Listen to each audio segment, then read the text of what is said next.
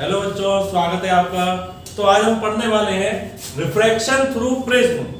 Prism से refraction कैसे होता है और उसमें हम एंगल कैलकुलेट करने वाले हैं कि प्रिज्म में एंगल कितना होता है और जो डेविएशन होता है इन रेज का, उसका एंगल ऑफ डेविएशन कितना होता है। तो चलिए शुरुआत करते हैं। प्रिज्म एक होमोजेनियस ट्रांसपेरेंट मीडियम होता है जो बाउंडेड होता है दो प्लेन सरफेस से। बाउंड होता है किससे? दो प्लेन सरफेस से जो इंक्लाइंड होते हैं एक दूसरे पे कुछ एंगल पे। इंक्लाइंड होते हैं एक दूसरे पे कुछ एंगल पे। प्रिज्म क्या होता है? ये होमोजेनियस क्या है? Transparent medium. क्या होता है? होमोजेनियस ट्रांसपेरेंट मीडियम जो इंक्लाइंड होता है एक दूसरे से और कुछ एंगल पे। एंगल को कितना भी हो सकता है वो हमें नहीं पता, वो हम कैलकुलेट करके निकालेंगे। राइट। अब हमने क्या किया? कंसीडर किया एक prism A B C. PQ हमने क्या मानी थी? एक इंसिडेंट रे जो जा रही थी, उसका एंगल कितना हो गया? I। QR क्या थी? हमारी इमर्जेंट रे।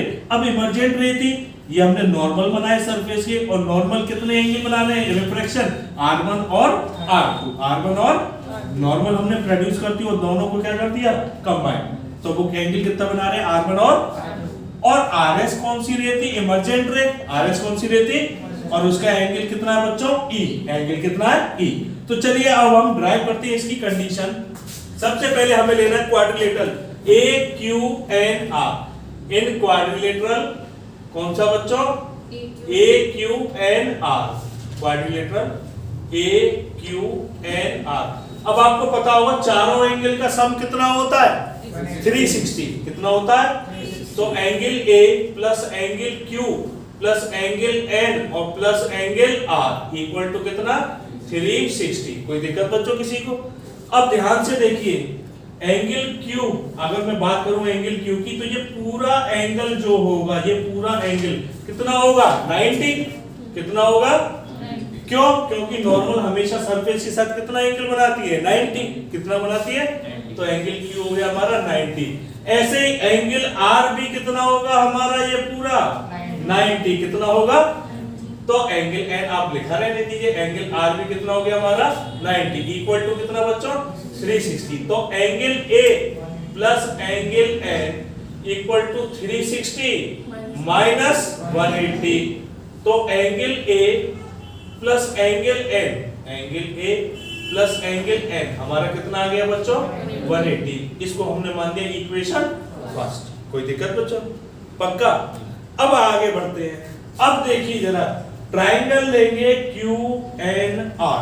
ट्राइंगल कौन सा बच्चों? इन ट्राइंगल QNR अब आपको मालूम है तीनों एंगल का सम कितना होगा? 180। कितना होगा? तो R1 plus R2 plus angle N equal to कितना हो गया बच्चों? 180। तो एंगल N की अगर आप वैल्यू निकालते हो तो 180 माइनस R1 प्लस R2। कोई दिक्कत? ये हो गई हमारी इक्वेशन 2। क्या हो गई? इक्वेशन 2। अब इसके बाद एंगल N की वैल्यू पुट कर देनी है किसमें? Equation first. Put value of angle N इन किसमें बच्चों? Equation first. तो चलिए पुट करते हैं। एंगल A, एंगल N की वैल्यू पूरी रखेंगे 180 माइनस R1 प्लस कितना बच्चों? R2 इक्वल टू में कितना था? 180। 180 से तो एंगल A इक्वल टू किसके बराबर आ गया? R1 प्लस R2 के। ये आ गया हमारा एंगल ऑफ प्रिज्म। क्या आ गया बच्चों? Angle of prism. तो बच्चों यहां तक आप लोग नोट कीजिएगा और फिर इसके बाद आगे देखते हैं। इसका मतलब क्या है बच्चों? जो एंगल ऑफ प्रिज्म आया वो किसके बराबर है? रिफ्रैक्शन के। किसके बराबर है? जितना भी एंगल ऑफ रिफ्रैक्शन होगा किसके अंदर? प्रिज्म के अंदर। प्रिज्म के अंदर। इट मींस, इसका मतलब है angle of prism, angle of prism is equal to the sum of angle of refraction, angle of refraction inside the prism, angle of refraction inside the prism. यानी जो angle of prism आता है वो किसके सम के बराबर होता है? Angle of refraction. Angle of refraction किसके अंदर? प्रिज्म के अंदर। प्रिज्म के अंदर R1 प्लस R2। इतनी बात क्लियर है बच्चों? अब हम देखेंगे angle of deviation, angle of deviation. तो चलिए बच्चों, अब हम पढ़ने वाले हैं angle of deviation. Angle of deviation क्या होता है? ये एंगल होता है किस किस के बीच का? जब हम इंसिडेंट रे को कहां प्रोड्यूस कर देते हैं? Forward direction. इंसिडेंट रे को हमने कहां प्रोड्यूस कर दिया? फॉरवर्ड डायरेक्शन में। और इमर्जेंट रे को कहां? बैकवर्ड। इमर्जेंट रे को कहां? बैकवर्ड। तो उसके बीच का जो एंगल बनता है ये वाला, उस एंगल को हम क्या बोलते हैं? Angle of deviation. रिप्रेजेंट किससे करते हैं बच्चों? डेल्टा। किससे रिप्रेजेंट करते हैं? डेल्टा। क्या कहलाता है ये? Angle of deviation. किस किस के बीच का एंगल होता है बच्चों? It is the angle between incident ray produce forward and emergent रे प्रोड्यूस, उसके बीच का जो एंगल होता है उसी को हम क्या बोलते हैं बच्चों? Angle of deviation. Angle of, और उसको किससे रिप्रेजेंट करेंगे हम? डेल्टा। किससे रिप्रेजेंट करेंगे? अब इसके बाद हम इसकी कंडीशन, इसका फॉर्मूला ड्राइव करेंगे। तो चलिए ड्राइव करते हैं। सबसे पहले आपको ट्रायंगल लेना है, in triangle QMR। In triangle बच्चों QMR, कौन सा लिया बच्चों? QMR। ध्यान से देखिएगा बहुत अच्छे से। ये एंगल मैंने माना कितना? A। कितना माना? और ये एंगल कितना मान लिया हमने? B। कितना मान लिया बच्चों? तो QMR ट्रायंगल लिया है, तो angle A plus angle B plus angle M equal to कितना होगा बच्चों? 180। कितना होगा? 180। कितना होगा? अगर मैं बात करूं कि ये मुझे ये वाला एंगल M निकालना है, एंगल M, तो आपको दिख रहा होगा एंगल M निकालना है मुझे। पूरी लाइन 180 की होती है लीनियर पेयर से, बोलिए। तो एंगल M प्लस डेल्टा कितना होता है बच्चों? 180। होता है नहीं होता भाई? बाय कौन से? लीनियर पेयर आपने पढ़ा होगा। अगर कोई भी सीधी लाइन जाती है, कोई भी, ये सीधी लाइन है, अब यहाँ पे ये कट है, तो ये एंगल अगर मेरा x है और ये वाला y है, तो x प्लस y कितना हो जाता है? 180। x प्लस y कितना हो जाता है? कौन से? By linear pair, by. तो मैंने वही देखा, ये लाइन ये जा रही थी, तो ये वाला एंगल प्लस ये वाला एंगल पूरा कितना हो गया? 180। अब मैं यहाँ से किसकी वैल्यू निकाल लूंगा बच्चों? एंगल M की। किसकी निकाल लूंगा? तो एंगल M मेरा कितना आ गया बच्चों? 180 माइनस डेल्टा। 180 माइनस, ये फर्स्ट हो गया। अब मुझे एंगल A की वैल्यू निकालनी है। किसकी निकालनी है बच्चों? एंगल A की। तो ध्यान से देखते रहिए पहले तक। ये एंगल कितना था बच्चों? ये वाला कितना था? E। आपको मालूम है I बराबर होगा पीछे वाले के, I बराबर A प्लस R1 के, और A प्लस R1 कौन सी प्रॉपर्टी?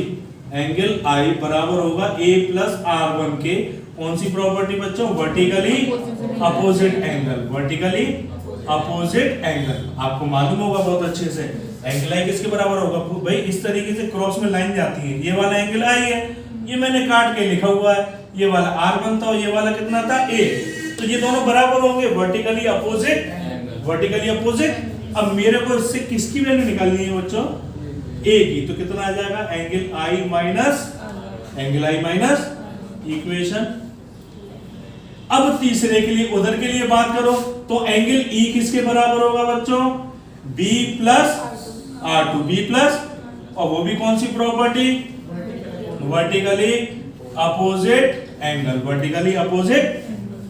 तो यहां से B की वैल्यू कितनी आ जाएगी बच्चों? Angle E minus R2। Angle E minus R2, ये तीसरी वैल्यू आ गई इक्वेशन। एंगल M की वैल्यू पता है, एंगल A की वैल्यू पता है, एंगल, तीनों को उठा के हम कहां पुट कर देंगे? पहली वाली इक्वेशन में। किसमें? तो चलिए आइए पुट करते हैं। Angle I minus R1 plus angle E minus R2। Angle M की वैल्यू कितनी थी? 180 माइनस डेल्टा इक्वल टू 180। तो बच्चों 180 से कैंसिल, डेल्टा को उधर लेके जाओ, तो delta equal to angle I plus angle E एक साथ लिख दिया, minus R1 minus R2, minus common लेके क्या लिख दिया मैंने? R1 plus. और बच्चों अभी अभी आपने पढ़ा था कि R1 प्लस R2 किसके बराबर होता है? Angle of prism. किसके बराबर होता है? तो angle I plus angle E minus किसके? Angle A। माइनस किसके? R1 प्लस R2 किसके बराबर आया था? एंगल A के। तो delta equal to I plus E minus angle A। ये आ गया एक्सप्रेशन किसके लिए बच्चों? Angle of deviation. किसके लिए? Angle of deviation. यही बोर्ड में बहुत मोस्ट इंपॉर्टेंट टॉपिक है, बहुत बार पूछा जाता है इसका डेरिवेशन। अच्छा एक चीज और बताइए जरा, जो एंगल ऑफ डेविएशन है वो किस पे डिपेंड करता है? एंगल ऑफ डेविएशन किस पे डिपेंड करेगा? डिपेंड्स अपॉन, एक तो angle of prism, angle of, दूसरा angle of incidence, angle of incidence, और तीसरा एंड मटेरियल ऑफ प्रिज्म। किसमें बच्चों? Material of prism. और किस पे डिपेंड करता है? मटेरियल ऑफ प्रिज्म पे। कोई दिक्कत किसी को? एंगल ऑफ डेविएशन किस पे डिपेंड करता है? Angle of prism, angle of incidence and material of prism. कोई दिक्कत बच्चों किसी को? तो प्लीज यहां तक आप लोग। तो अब हम पढ़ने वाले हैं, कल हमने इससे पहले वाले लेक्चर में पढ़ा था एंगल ऑफ प्रिज्म। प्रिज्म से हमने एंगल ऑफ डेविएशन निकाला था और एंगल ऑफ प्रिज्म निकाला था, उसकी कंडीशन कल हमने पढ़ी थी। आज हम पढ़ने वाले हैं condition for minimum deviation, condition for minimum deviation. तो चलिए शुरुआत करते हैं। कोई भी प्रिज्म कौन सी पोजीशन पे? मिनिमम डेविएशन वाली पोजीशन पे कब होगा? जब उसका एंगल ऑफ इंसिडेंस किसके बराबर होता है? एंगल ऑफ इमर्जेंस किसके बराबर होता है? एंगल ऑफ इमर्जेंस किसके बराबर होता है बच्चों? एंगल ऑफ इमर्जेंस, यानी एंगल ऑफ इंसिडेंस किसके बराबर होना चाहिए? Angle of emergence. या रिफ्रैक्टेड रे, रिफ्रैक्टेड रे जो प्रिज्म के अंदर रिफ्रैक्टेड रे होती है, ये वाली QR, कौन सी वाली बच्चों? QR, वो क्या होनी चाहिए? बेस के पैरेलल। क्या होनी चाहिए? बेस के पैरेलल। क्या होनी चाहिए? बेस के पैरेलल। कोई भी प्रिज्म मिनिमम डेविएशन कब शो करता है? जब एंगल ऑफ इंसिडेंस किसके बराबर हो जाए? उसका एंगल ऑफ इमर्जेंस, यानी एंगल है किसके बराबर? एंगल E के। किसके बराबर? एंगल E के। और रिफ्रैक्टेड रे, ये वाली QR रे किसके पैरेलल होनी चाहिए? बेस के। किसके पैरेलल होनी चाहिए? यानी QR अगर पैरेलल है BC के, किसके? BC बेस के, तो वो पॉसिबल है मिनिमम डेविएशन, अदरवाइज पॉसिबल नहीं। और ये कब पॉसिबल हो सकता है? जब वो प्रिज्म कैसा हो? इक्विलेटरल हो या राइट एंगल्ड आइसोसेलेस। ये कब पॉसिबल हो सकता है? जब वो प्रिज्म कैसा हो? इक्विलेटरल या right angled isosceles, right angled isosceles. कोई दिक्कत बच्चों? तो चलिए आगे बढ़ते हैं। एंगल आई किसके बराबर था? फॉर कंडीशन ऑफ, कौन सी निकालनी है हमें? Minimum deviation, condition of minimum deviation. अब हमें कंडीशन निकालनी है बच्चों मिनिमम डेविएशन की। तो हमने स्नेल्स लॉ पढ़ा है, बाय स्नेल्स लॉ, बाय कौन सा बच्चों? तो sine I upon sine R, sine I upon, इस सरफेस के लिए साइन आई अपॉन साइन कितना होगा? R1, साइन आई अपॉन कितना बच्चों? Sign R1। और उस सरफेस के लिए क्या होगा? साइन E अपॉन कितना? Sine R2, sine E upon, ध्यान से देखिए यहां पे क्या हो गया? Sine I upon sine R1। इस सरफेस के लिए sign E upon sine R2। अब हमने ऊपर पढ़ा एंगल आई किसके बराबर होता है? एंगल E के, तो ये दोनों कैंसिल। तो साइन R1 किसके बराबर बच्चों? साइन R2, यानी R1 किसके बराबर? R2। R1 किसके बराबर? इसका मतलब क्या? QR पैरेलल थी किसके? BC के। किसके पैरेलल थी? BC के। अब इसकी रिफ्रैक्टिव इंडेक्स हम निकालेंगे, तो प्लीज पहले आप यहां तक नोट कर लीजिए। तो बच्चों अब हम एक्सप्रेशन पढ़ने वाले हैं रिफ्रैक्टिव इंडेक्स के मिनिमम डेविएशन से, जिसको हम क्या बोलते हैं? Prism formula. क्या बोलते हैं बच्चों? Prism formula. एक्सप्रेशन पढ़ेंगे रिफ्रैक्टिव इंडेक्स, क्या निकालनी है हमको? रिफ्रैक्टिव इंडेक्स मिनिमम डेविएशन से, जिसे क्या बोला जाता है? Prism formula. क्या बोला जाता है? Prism formula. तो चलिए देखते हैं। हमने बेटा फॉर्मूला पढ़ा था डेविएशन का, फॉर्मूला आया था हमारा I plus E minus angle A। बोलो आया था नहीं आया था? अभी अभी हमने पढ़ा एंगल I बराबर किसके? एंगल E के। तो R1 किसके बराबर आया था बच्चों? R2। बट हमने ये भी पढ़ा था एंगल A किसके बराबर? R1 plus R2। Angle A किसके बराबर? R1 plus R2। तो बच्चों देखिएगा, जब I किसके बराबर है? E के। I किसके बराबर है? क्या मैं इसको मिनिमम डेविएशन के लिए MIN मिनिमम लिख सकता हूं? अब I बराबर था E के, तो मैं इसको ट्वाइस ऑफ I लिख सकता हूं। माइनस कितना बच्चों? Angle A। माइनस क्या?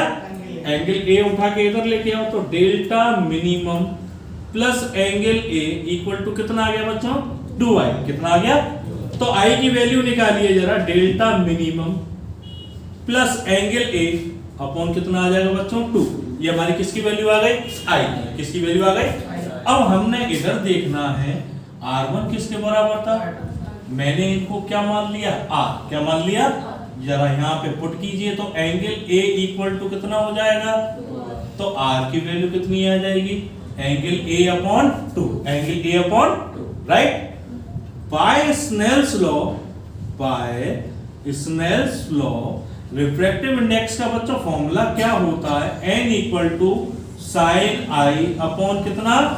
Sign r। Sine i upon, तो साइन i की वैल्यू बच्चों कितनी है? Delta minimum plus angle a upon कितना? 2 अपॉन साइन r की वैल्यू कितनी आई है बच्चों? Angle a upon 2। और इस फॉर्मूले को हम क्या बोलते हैं बच्चों? Prism formula. क्या बोलते हैं बच्चों? Prism formula. कोई दिक्कत बच्चों किसी को?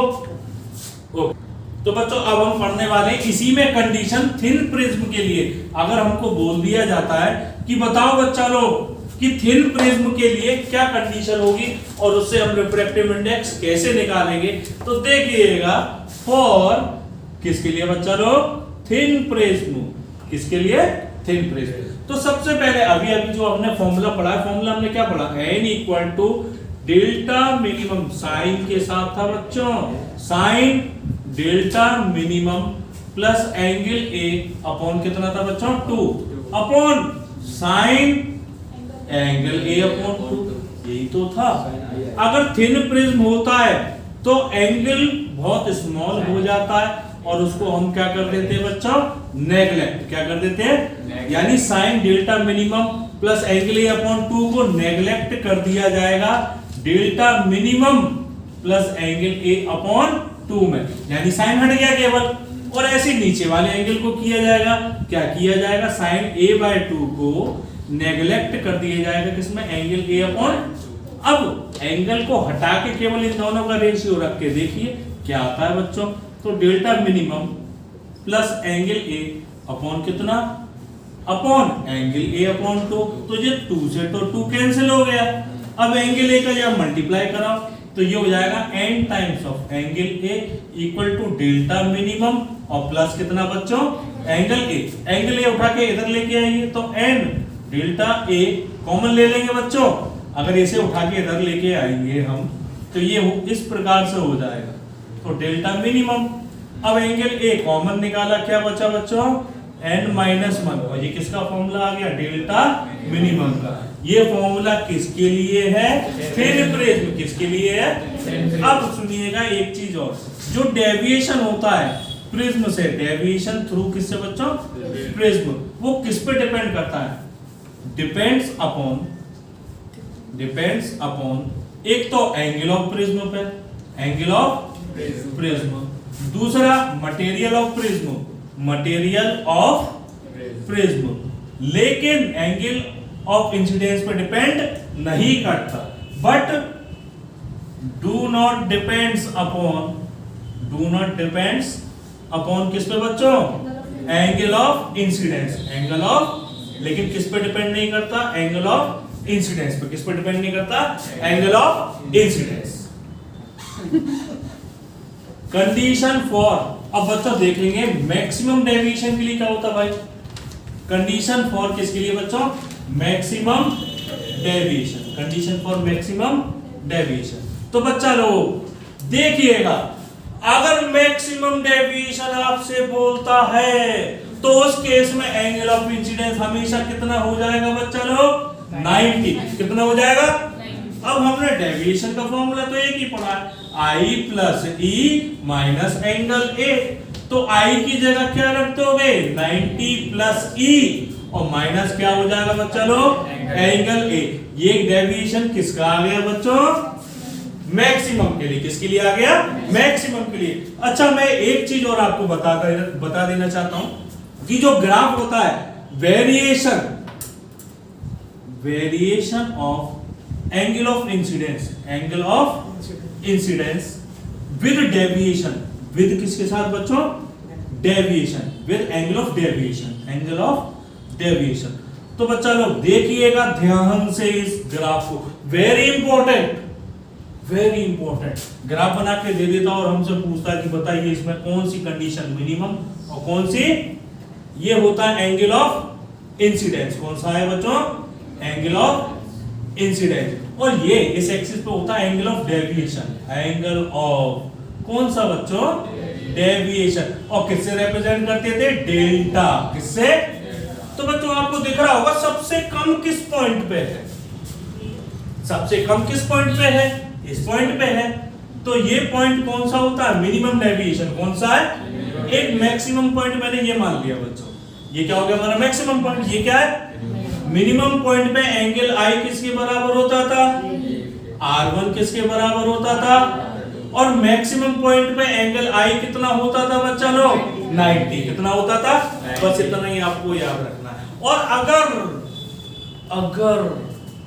आपसे कहे, अगर एंगल ऑफ इंसिडेंस हम बढ़ा दें, एंगल ऑफ इंसिडेंस क्या कर दिया बच्चों? बढ़ा दिया। एंगल ऑफ इंसिडेंस मैंने क्या कर दिया? तो डेविएशन पे क्या फर्क पड़ेगा? अगर एंगल बढ़ेगा तो डेविएशन क्या हो जाएगा? कम। डेविएशन क्या हो जाएगा? क्योंकि ये ग्राफ कहां चला जाएगा? फिर ऊपर, और ऊपर जाता जाएगा। तो डेविएशन हो रहा है, अब मुड़ रहा है क्या? नहीं मुड़ रहा ना। ये तो मिनिमम डेविएशन था, यहाँ पे मिनिमम, यहाँ से मैक्सिमम हुआ, यहाँ पे इस पॉइंट पे क्या आ गया? अब इसके बाद जो लाइन जाने वाली है वो कैसी हो जाएगी? फिर सीधी। यानी एंगल ऑफ इंसिडेंस आप बढ़ाओगे तो डेविएशन क्या हो जाएगा? कम।